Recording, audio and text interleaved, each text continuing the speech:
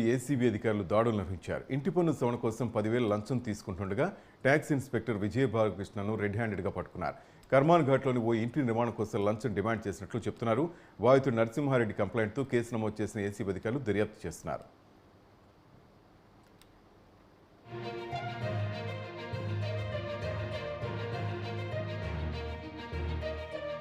చెప్పేసి ఆయన వాళ్ళ క్లోజ్ ఫ్రెండ్ ఆయన ఒక ఇల్లు కట్టుకున్నాడు.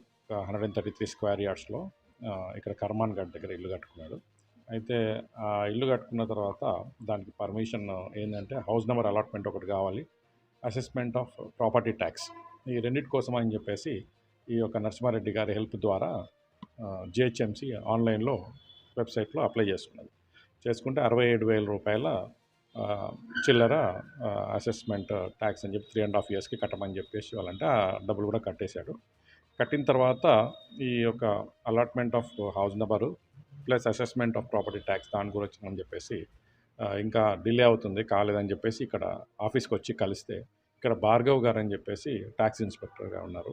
ఆయన కలిస్తే 10,000 రూపాయలు ఇస్తేనే ఆ పని అవుతుంది, లేకపోతే మీది కాదు అని చెప్పేసి 10,000 రూపీస్ లంచం డబ్బులు డిమాండ్ చేస్తాడు. చేస్తే అంత డబ్బులు ఎందుకు కట్టడమో, ఆల్రెడీ 67,000 రూపాయల చిల్లర ఏదైతే దీనికి ఉందో అది కట్టేసినాం కదా, మరి ఇది లంచం కింద డబ్బులు ఇవ్వడానికి ఇష్టం లేదన్నాడు. మోరోవర్ ఏంటంటే ఆ యొక్క నరసింహారెడ్డి గారు అనేది ఎవరన్నారో ఆయన ఇంతకుముందు ఏఎంసీగా పనిచేశాడు జిహెచ్ఎంసీలో అసిస్టెంట్ మున్సిపల్ కమిషనర్గా.